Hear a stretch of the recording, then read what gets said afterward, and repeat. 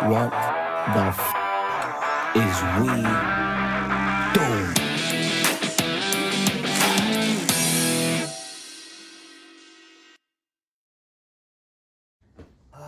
Yeah, first of all, welcome back. Again. Another week, another Different setting episode. now. Definitely different settings, and that's gonna be moving forward. Permanent forever. That's permanent. Topic for today, we're gonna be talking about time off. Just kind of like in the mental health kind of realm. Or like we can start in that direction, and then we can see where it takes us and where it goes. So, right now we're in a particular location, right? In a peculiar spot. It's a time off, and that's kind of like the topic of conversation. Right. I mean, it's just a weekend, but Yeah. it's kind of like just a something out of the what we used to do, like on a regular weekend. We came to the Poconos, right? Poconos in Pennsylvania, and we came from with a couple of friends, and yeah, we just kind of like snowboarding, doing some other activities, and that's all. Cheers. Cheers. But yeah, yeah. So, talk to me a little bit about why we're here. I mean, Obviously, you mentioned taking time off, but there's been a lot of life circumstances that have changed, and you are thinking about taking an extended time off. So let's chat a little bit about that if you don't mind. Sure. Yeah. Yeah. I can share that. And then we can go into why we will not have a permanent setting moving forward. Right. Recently, my company laid off people, so I was one of the affected people from that situation. So this happened this past Wednesday, February 15th, right after Valentine's Day. Best time to get fired. But yeah, the way that I took it was more on a positive type of perspective, in the sense that it opened me a lot of other doors that I thought that were getting closed. As many of you know, I love to travel, and I love my freedom. And yeah, I'm thinking I'm not applying for jobs right away. I'm kind of like reinventing myself, and I'm thinking to go live off to an island for a couple months. And this is important to going to the next topic, which is it will come up in a couple of days, but we're going to talk right after. Having a good safety net on your pocket, right, for whatever some variables in your life, they're not going to be always controllable, right, and whenever that happens, you can keep walking, adjust, in the sense that you can keep surviving. And yeah, I think for me, it's like personally, taking time off is important, just because I'm still young. I'm trying to experience new things. I'm trying to discover the world, trying to discover myself too, and taking the time off gives you that. Because sometimes we get so lost in our jobs, on our 9 to 5s, or whatever job you do, that it becomes kind of like monotonic, like like routine after routine, and sometimes you don't get to enjoy what we're here. the simple things, the reasons why we are in this world, which is to experience things, and that's one of my core values. I can even go as far as to say, like, most people work as hard as they do because they want to enjoy the little things. Yeah. Right. Yeah. Like, if most people could snap their finger, they would be in a place like this. True. Yeah. Right. They wouldn't have to be working as hard as they do, but the only way we can afford anything like this is by having the capital. Exactly. Now, there's a conversation that we can have in terms of, like, your purpose in life and how you can try to facilitate a good balance of working and enjoying your life. But topic for another conversation for another day. Right. Go ahead. Just gonna like putting this question back to you. How do you feel about like taking just time off? I know you're like very focused on your management position right now, and just keep growing or not. But how do you feel about given the opportunity? Let's say just hypothetically, you get a chance to take a whole year off. Might be hard because you have a significant other. It's a difficult thing. I'm single, so that makes it way easier. Yeah.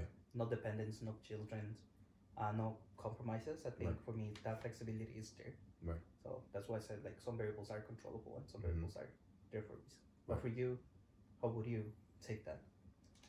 I mean, again, I guess we'll go into it now. If you can align your growth, Mm-hmm. right, with the work that you do, then it doesn't really matter if I'm on or off, right? Like, regardless if I'm on vacation or if I'm taking time off, generally speaking, the things that I do every day are leading me towards a better place that I want to be. Mm-hmm. So the idea of needing to take a break, it doesn't necessarily exist because I don't really have to. Mm-hmm. The burnout, like most people feel burnout, is because they're usually doing something they don't like doing. Right. That's Right. right. Because again, like if you want to do stuff like this or whatever it is that you enjoy, you need to work to have the resources to do them. But for me, if I didn't get paid to do what I do, I would probably still be doing it. Mm. That's kind of the difference. Right. Now, I have aspirations for bigger ideas and bigger goals. So, the work that I'm doing now may not be ideally what I want to do, but it's relatively close and it's giving me the experience and the knowledge that I would need to get to where I want to be. Right. Taking a break is necessary, but again, I go back to that's only necessary if you're doing stuff you don't like doing. Mm-hmm. That's true, actually. Right. I definitely agree with that. It's not that I didn't enjoy my engineering job. I do enjoy Yeah. that aspect of like the culture, building things, solving problems. That's really fascinating to me. Definitely builds a toolbox on a skill set that Mm-hmm. very important, but definitely it's not. I mean, it's just for me it's more a way. It's enjoyable, but not fulfilling. There That's- you go. I think that's the best way to describe the it. way to do it.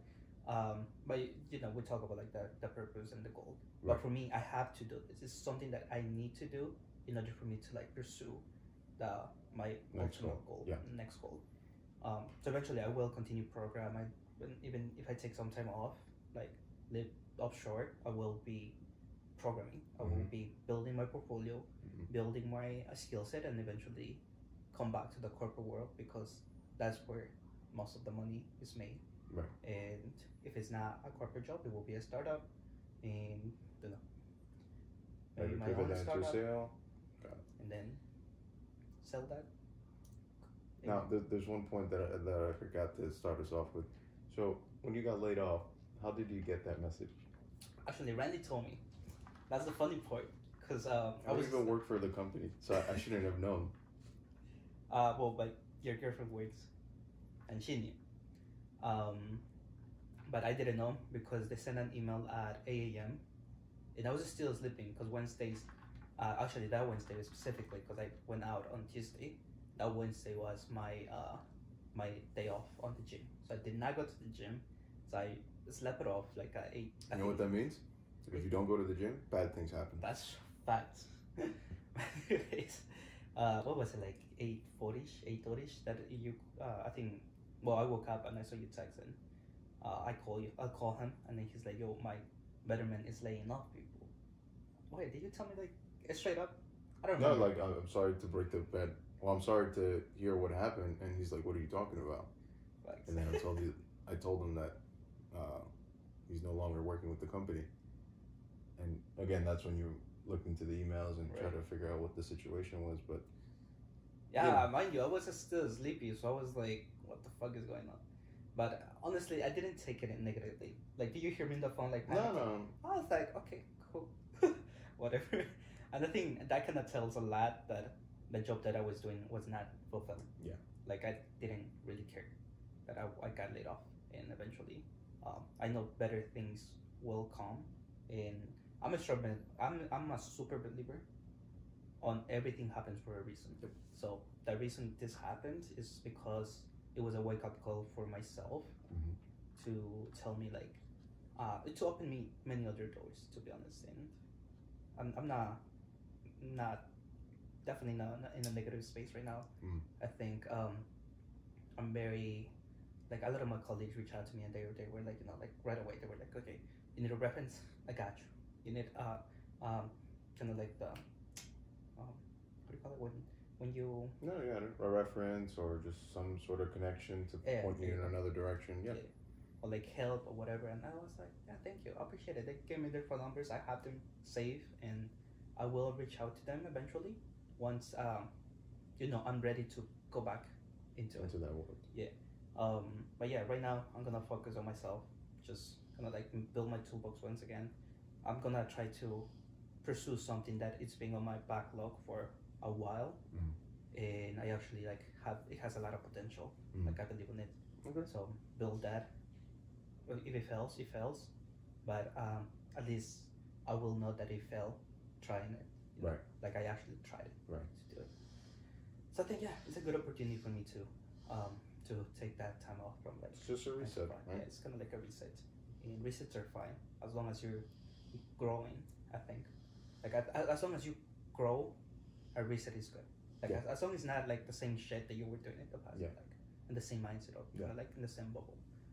Oh, because another thing, like you mentioned before, this isn't the first time you've been laid off I've been laid. Well, this is the first time I've been laid off from your career. from my career. Okay. But I've been fired from 2 previous jobs. Right. One, the first time was kind of like out of my control as well, but it was my fault because I was in that accident.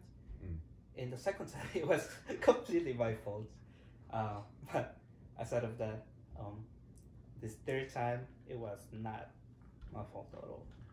And that tells a lot that maybe I'm not made up to. This is something my sister told me. She's like, maybe you're not made up to work for somebody else.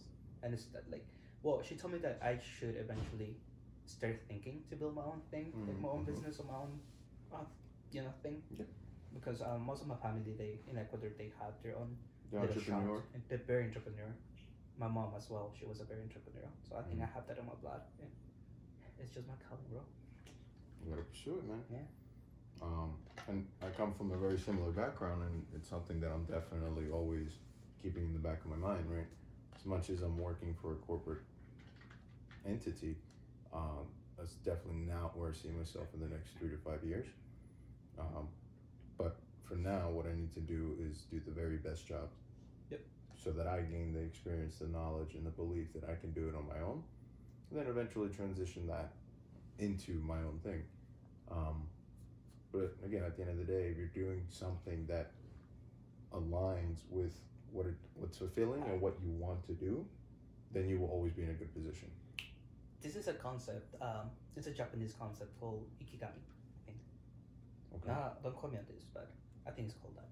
But it's pretty much kind of like the interaction or the sweet point between the Venn diagram of things that you're good at, things that you enjoy doing it, and things that you're getting paid for doing it, or like actually, you can.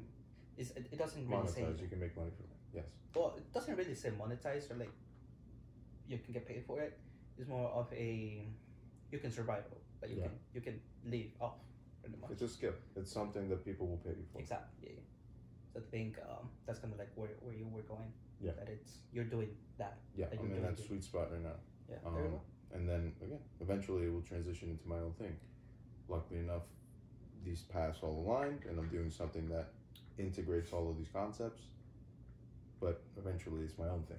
And then for you, it's trying to find that, and then integrate that into your life. Well, I know. I believe I know what it is. It's just that in order for me, it's to go home. No, go big or go home. Right. So by the time that I wanna be doing that, I wanna put 100% on it, like 100% of my time, 100% of my potential, and for that, to have that flexibility, it will be to have a lot of capital, get more capital from investors, and eventually make it grow. Because like the thing, I know what I want to do.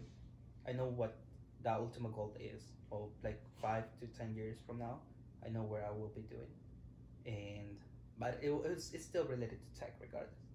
So like for me also is getting experience, but it is eventually transitioning into management. I think you told, actually no, it was one of my ex mentors. He left Betterment, the company, before too, and we played soccer together once. And I was like, "Why do you leave the company?" I was like, "There was not a management position there for me." And then I was like, "Okay, why do you want to be a manager?" He's like, "I eventually want to have my own thing, and to manage people, like I need to get those skills. Like it's more like a skill set." Yeah. So for now, I want to learn, be the best engineer that I can be. Learn the stock, know how my engineers are gonna think. Eventually, I do want to go into a management position, and I think we spoke about this before. Right.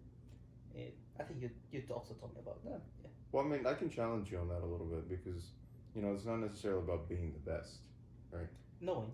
It's knowing, Yeah. like, a majority of it. Like, again, it's 80-20. It's always that principle. 80% of the results will come from 20% of the input, or 20% of the consumer, or whatever the scenarios. In this case, you know, it's more about figuring out how can you align what it is that you want to do, and again, if you're going into a corporate environment, fulfilling the bottom line, right? Right. And then if you can meld those two things together, like in your case and what you were mentioning about your previous mentors, that there was no management position available, really. Yeah. So again, like you weren't going to find that sweet spot within Betterment. Yeah. And then again, whether it was Let's you, not mention names, companies. so like, Fuck it. Cut that off. No. we would have to reset the whole thing. Anyways, go for it. Anyways, even if there wasn't, eventually there was going to be a transition for you. Right. Right. Yeah. You were going to have to transition out. Well, I mean, I was still, for me, in order to be a manager, you need certain criteria to meet. Right. So I was L2, but you need an L4 level to either become a manager or become a senior engineer. Okay. So I was still I was on the path regardless. But yeah, so once I reached to the sweet point where to that point that I had to choose, if that management position was not there, then I would have searched somewhere else. Yeah. But there's some paths, some rules, I would say. Yeah. And sometimes I think this is what I tell my cousin a lot because he questions, The thinker. he's a thinker, and sometimes it's a sweet balance between adjusting to the rules but also breaking the rules.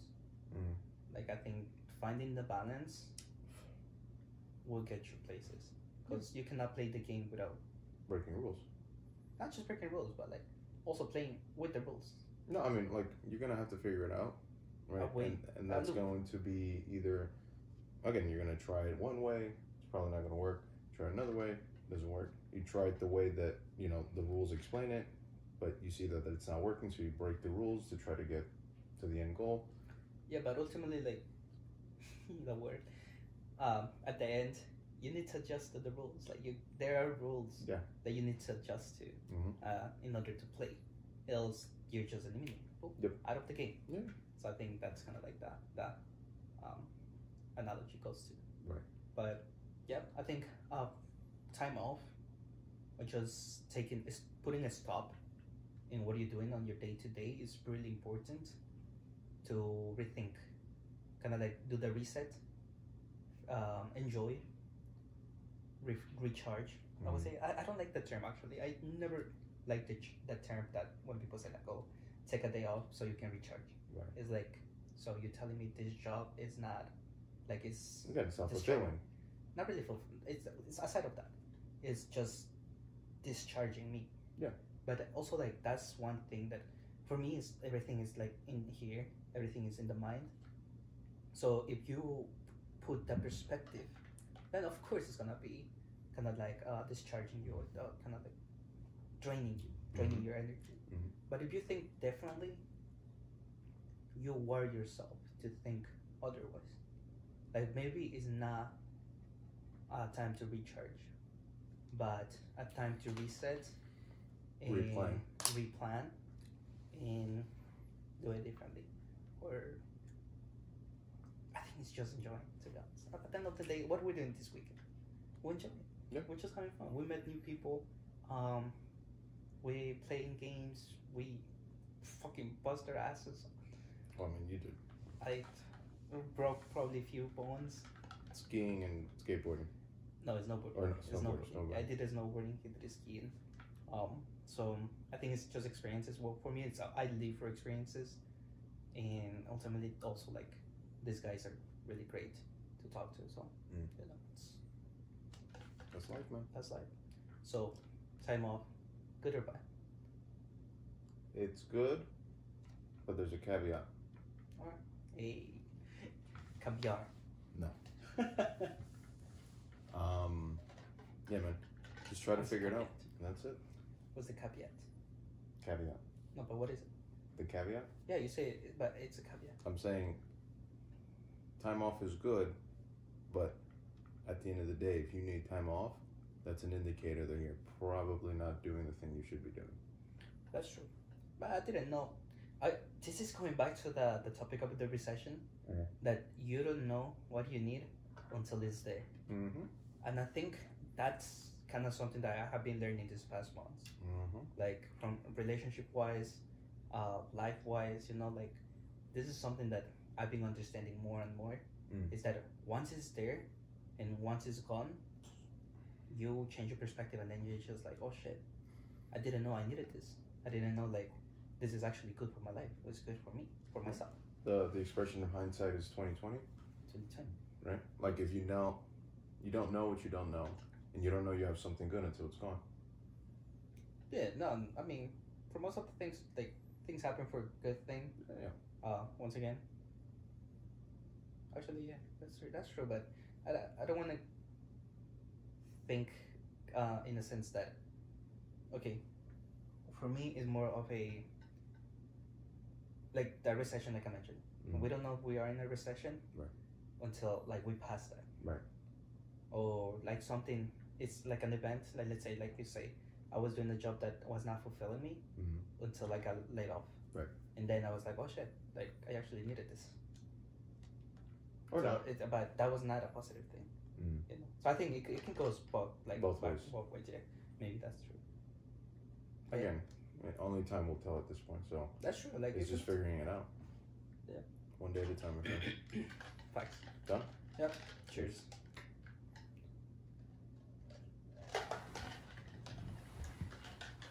All right, safety net. Hold on, oh fuck. What? Low battery. This is a conversation between friends. None of what is said here should be taken as legal advice. We are not experts in any way. Take what resonates and leave the rest.